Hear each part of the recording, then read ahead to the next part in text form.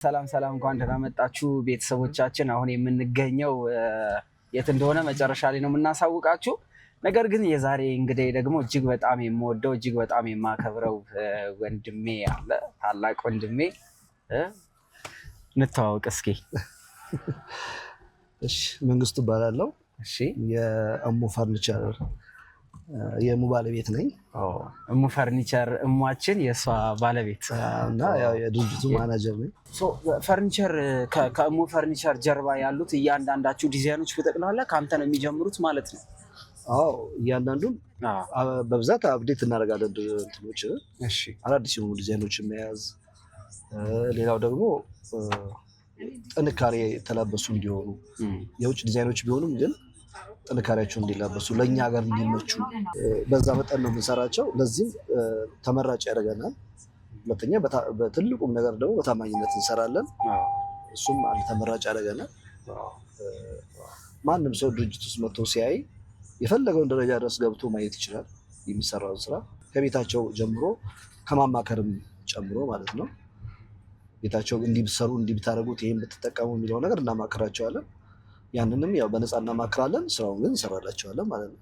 በጣም ደስ የሚለው ባለሙያው ስለሆንኩ ሁሉንም ስራ። ስለዚህ እያንዳንዱ ነገሮች ይታያሉ ማለት ነው። ጥራት ለላቀ ጥራት ወሰን የለንም ነው አባባሉ ራሱ። በጣም ደስ የሚለው እሱ ላይ አንደራደር። ወደ ልጅነትህ ልመልስህና እንግዲህ ጭምጭምታዎች ሰምቻለሁ። ወደዚህ ከመምጣቴ በፊት አንዳንድ ጥያቄዎችን ሰምቻቸዋለሁ። የት ሰንበት ትምህርት ቤት ላይ ነበር አገልግሎት ላይ ነበርከው? የልጅነት ጊዜ ምን ይመስላል? በጣም የምትወደው በዓልስ ምንድን ነው? ኦልሞስት እኔ ልጅነቴ ያሳለፍኩት ነጌሌ ቦረና ነው። ነጌሌ ቦረና ኪዳነ ምሕረት ቤተክርስቲያን ያሳለፍኩት። ከልጅነት ጀምሮ ቤተክርስቲያን ስናገለግል ያደግነው። በብዛት መዝሙር ክፍል ላይ ሰርቻለሁ። መዝሙር ክፍል ላይ አደገኛ ቁጥጥር ነበር የሚከናወነው እና መዝሙር ክፍል ላይ ብዙ አመት ሰርቻለሁ።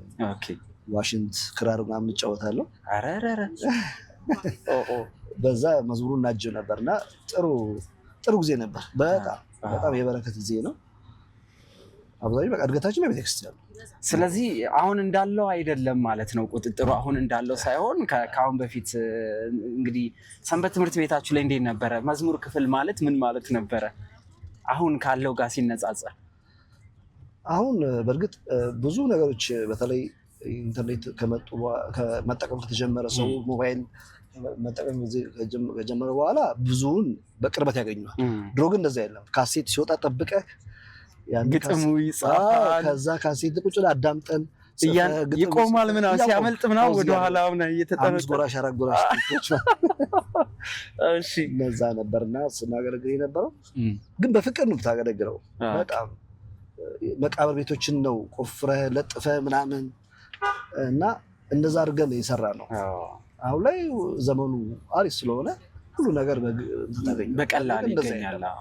እጅግ የበረከት ጊዜ ነበር። በጣም የምትወደው መዝሙር ከመዝሙር ክፍልነት አጋጣሚ ጠየቀኝ። እኔ በእርግጥ እንዲህ ይሄን ነው የምወደው ይሄን ነው የምጠላው ብዬ አላውቅም። ግን የንስሐ መዝሙሮች ደስ ይሉኛል።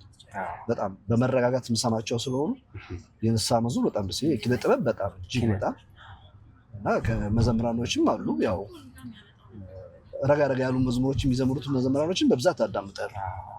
እዛ ላይ ነው እንትን ብለህ። ስለዚህ የኪነ ጥበብ ዝማሬ እጅግ በጣም ደስ የሚል ታዲያ አሁን እንዴት ነው ወደ ሐዋሳ እንዴት ተገባ? ድርጅቱስ ምን ይመስላል የሚለውን ደግሞ እንመለስ እስኪ። አንዴ ወደኋላ አንዴ ወደፊት እያለ ነው የምንሄደው። ተመልካቾቻችን እጅግ በጣም ደስ የሚል መርሃ ግብር ነው። እንግዲህ የጥበብ ሁሉ መጀመሪያ እግዚአብሔር አምላክን መፍራት ነው። የእውነት ለመናገር በእሙ ፈርኒቸር ዙሪያ ስንሄድ በየትኛውም አገልግሎታችን ከጀርባችን አሉ።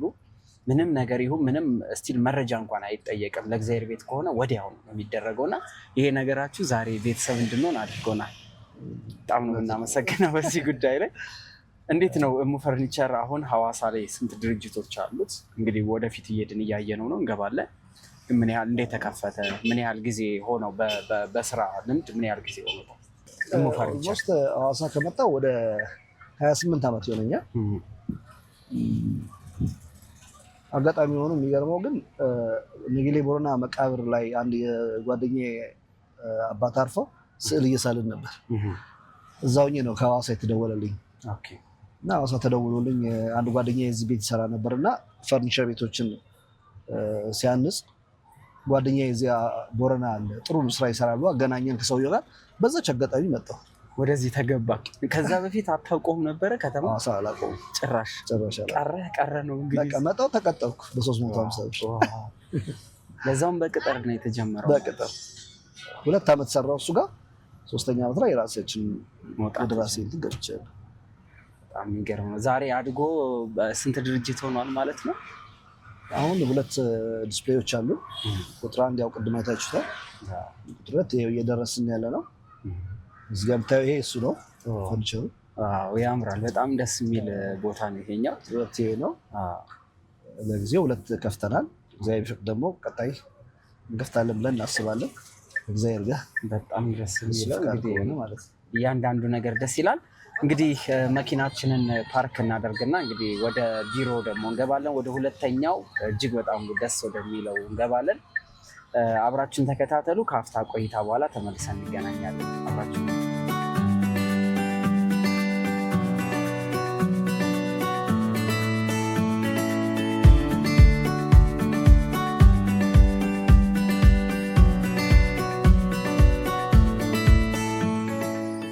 በጣም ደስ ይላል ይሄ ሁለተኛው ማለት ነው ይሄ ቁጥር 2 ነው ቁጥር 2 በጣም ደስ የሚለው ይሄኛው በጣም ያምራል ማለት ኦልሞስት የታህሳስ ገብርኤል የዓመቱ ቀን የተከፈተው የዓመቱ የገብርኤል ቀን ቪዲዮ አለው አይደለ አለው እስኪ ትንሽ አሳይተናቸው እንንጣኛ ወደ ውስጥ እየገባን እሺ ይቻላል እንግዲህ ተመልካቾቻችን የዚህ የእሙ ፈርኒቸር ቁጥር 2 የተከፈተበትን አከፋፈት የሚያሳዩ ነገሮችን እንጋብዛቸዋለን ማለት ነው አብራችሁን ቆዩ እኛ ወደ ውስጥ እንገባለን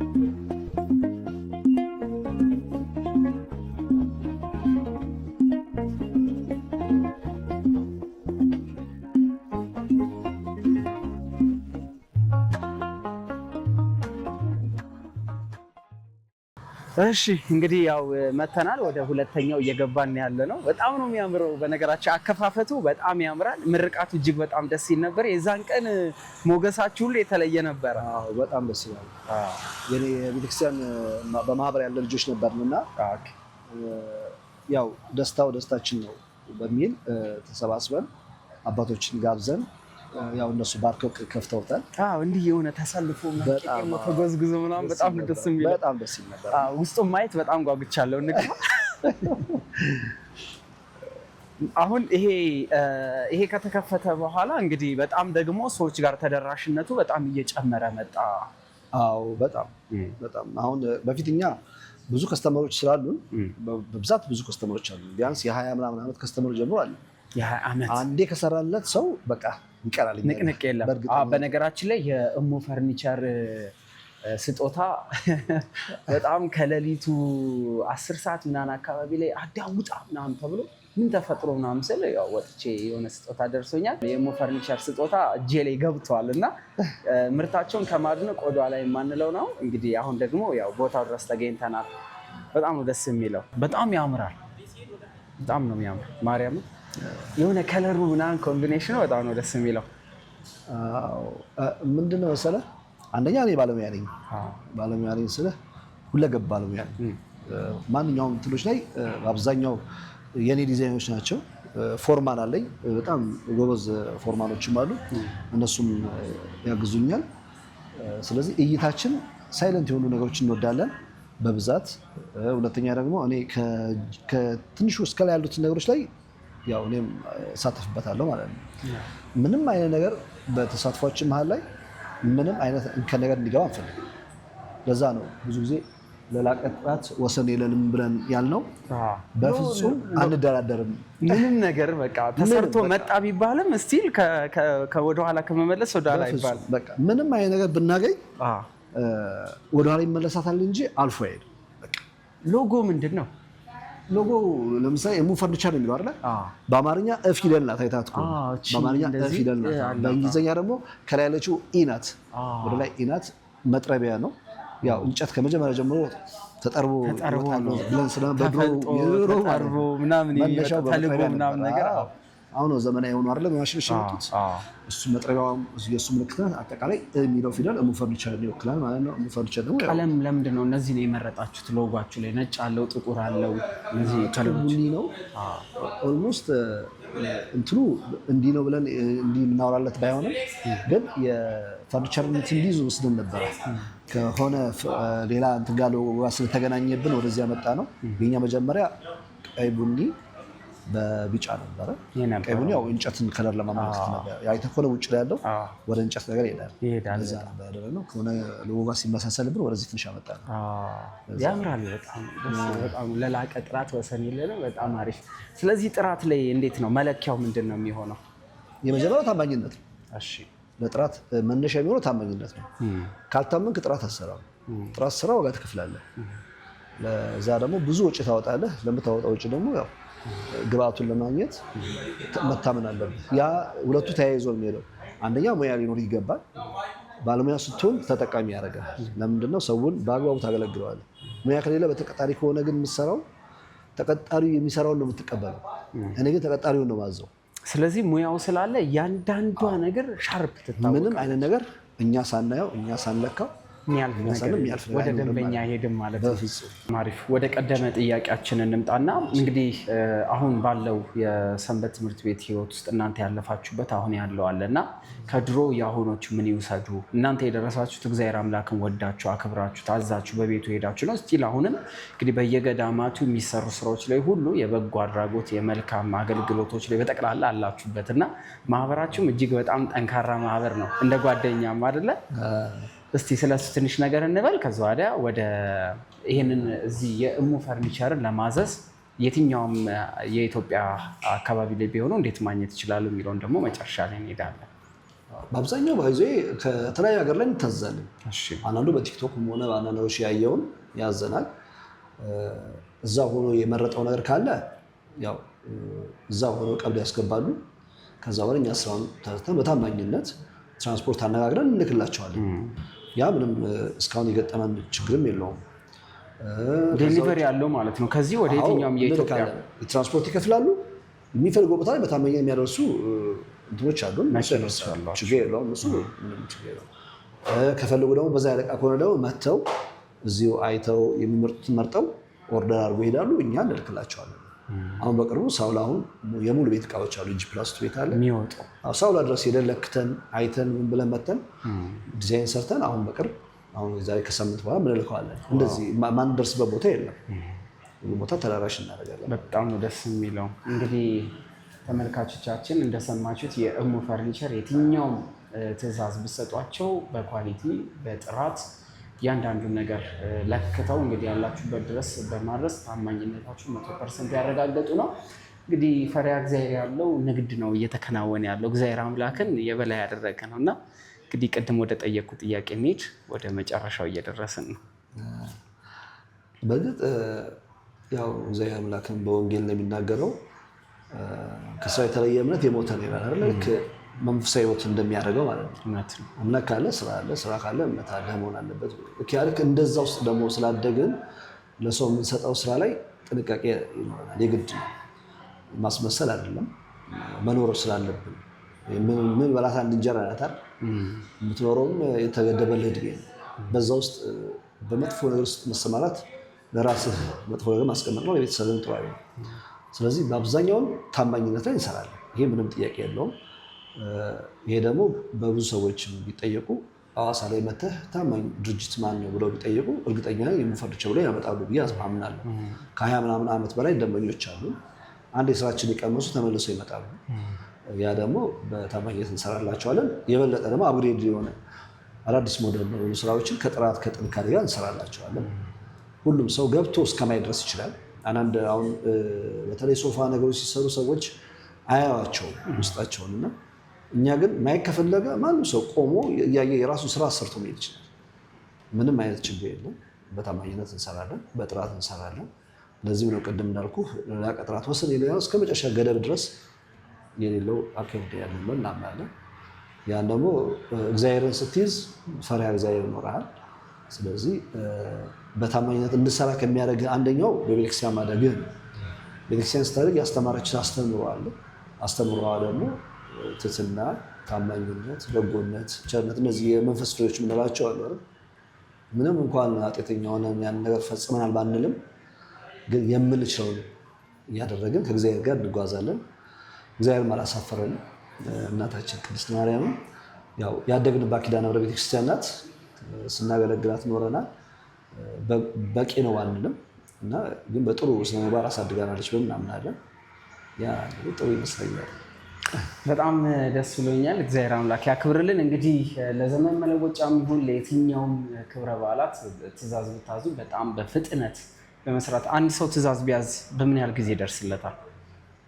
የጊዜው ገደብ የሚወስነው ባለን የስራ እጃችን ላይ ባለው የስራ መጠን ነው። ብዙ ጊዜ ግን 1 ወር ነው የምንወስደው። በብዛት ጋፕ 1 ወር ነው የሚይዘው። ብዛት ትእዛዝ ስለሚኖረን እነዛን ትእዛዞች ላይ ደርበን ስለምንሰራቸው የዲስፕሌይ ስራዎችም ስለምናቀርብ 1 ወር ይወስድብናል። ብዙ ስራዎች ሲኖሩ ግን ከዛ ከፍ ሊል ይችላል። አንዳንድ ስራዎች ደግሞ ፈጣን ስራዎች የሚባሉ አሉ። የተለየ ብዛት ሲኖራቸው እስከ 1 ወርና ከ1 ወር በላይ ሊሆኑ ይችላሉ። አንዳንዴ ግን በሳምንት 15 ቀን የሚደርሱ ስራዎች ሊሆኑ ይችላሉ። እንደየስራ መጠናቸውና አይነት እንደ ዲዛይኑ ይለያያል ማለት ነው። በጣም አሪፍ፣ በጣም ደስ ይላል። እንግዲህ ለዛሬ የነበረን ቆይታ ይህን ይመስላል። እንግዲህ በጣም ደስ የሚል ቆይታ አከናውነናል ማለት ነው። እሙ እንግዲህ ለዛሬ አላገኘናትም። ለሚቀጥለው ለዘመን መለወጫ ግን የምናገኛት ይመስለኛል። ትገኛለች። አሁን አጋጣሚ በስራ ምክንያት ወጣ ብላን ያለችው። መልካም እንግዲህ ለጊዜ ታገኛታላችሁ ተስፋ እናደርጋለን። እንግዲህ በጣም አሪፍ። ስለ ትዳር ህይወታቸው ምን ይመስላል፣ ቤተሰባቸው ምን ይመስላል የሚለውን እንግዲህ ለዘመን መለወጫ ጥሩ መርሃ ግብር ይዘን እንመጣለን። ያኔ ስለ ቤተሰባችሁ፣ ስለ ኑሯችሁ፣ በቤታቸው ዙሪያ ደግሞ እግዚአብሔር አምላክ እንዴት ነው የሚያገለግሉት፣ እግዚአብሔርስ እንዴት ነው የሚወዱት የሚለውን ደብራችሁን ጭምር አሁን ያላችሁበትን ደብር የምታገለግሉበትን ጭምር ደግሞ ደስ የሚል ቆይታ አብረን እናደርጋለን ብዬ አስባለሁ። ፈቃደኛ ናችሁ? በተመልካች ፊት ነው ቃል ማስገባ ባይገባንም ፈቃደኛ። ስለዚህ ለዘመን መለወጫ እጅግ በጣም ደስ የሚል መርሃ ግብር ከእሙ ቤተሰቦች ጋር አብረን ይኖረናል ማለት ነው። እግዚአብሔር አምላክ ከፈቀደ እንገናኛለን። ቸር ቆዩልን። የሚቀጥለውን መርሃ ግብር ለመከታተል ሰብስክራይብ ያላረጋችሁ ቤተሰባችን ሁኑ። እንዲሁም ደግሞ የደውል ምልክቷን ያነካችሁ ነክታችሁ አብራችሁ እንድትሆኑ እንፈልጋለን። ከሀገር ውስጥና ከሀገር ውጭ እጅግ ስኬታማ የሆኑ ኦርቶዶክሳውያን ወንድሞችና ኦርቶዶክሳውያን አባቶች እናቶችን ጭምር ይዘን እንመጣለን። በወጣትነት እድሜያቸውም ስኬታማ ስለሆኑት መርሃ ግብር እናቀርባለን። እኔ አዳም ነኝ። ቻው፣ ሰላም ሁኑ። እግዚአብሔር ይስጥልን። እናመሰግናለን።